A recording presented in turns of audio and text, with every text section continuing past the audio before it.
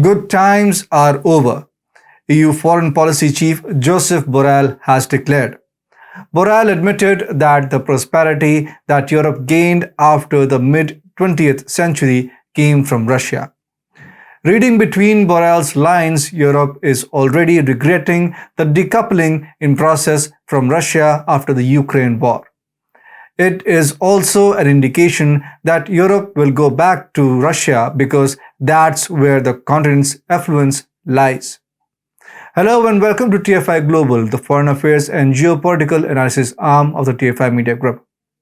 I'm your host, Piyush. Let's begin. EU Foreign Policy Chief Joseph Borrell said that the continent has been decoupled from its sources of prosperity, that is, Russia, as a result of several black swan events at the European Union Ambassadors' Annual Conference.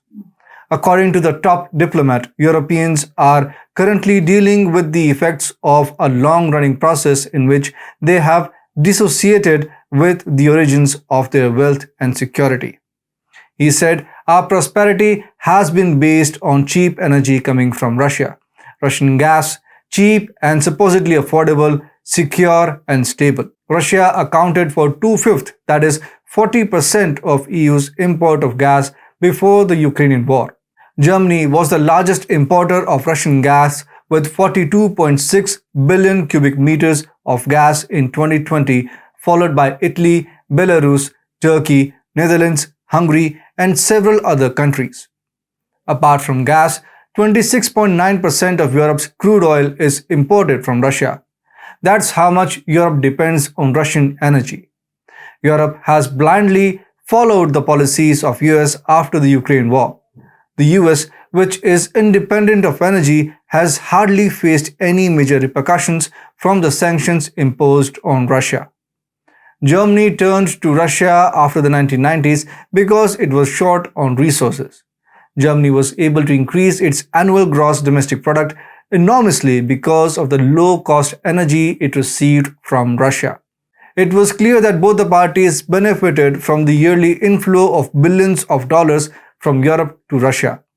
Europe and Russia constructed a vast network of pipelines from central Russia that transported gas and oil to northern, central, and southern Europe between the 1990s and the 2020s. They were unquestionably the biggest energy infrastructure undertaking ever. Losing Russia will cost too much to calculate. According to some gloomy predictions, Europe would see deindustrialization, a massive loss of investment capital, and a sharp decline in living standards.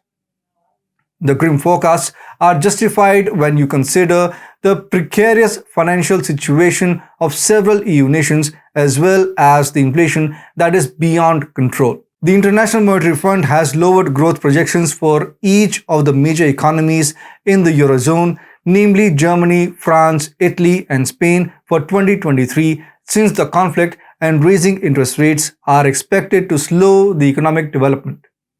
Borrell showed concerns about inflation. This is a perfect storm. First, the prices are increasing. The inflation in the European countries has skyrocketed as seen in the graph.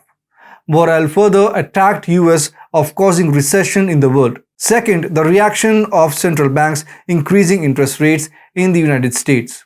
Everybody has to follow because otherwise their currency will be devalued. Everybody is running to raise interest rates. This will bring us to a world recession. Europe will be all by itself by the time it takes stock of its situation and wonders why its political class crushed a ceasefire deal between Russia and Ukraine. US forced a war by offering Ukraine the membership of NATO, which in turn angered Russia.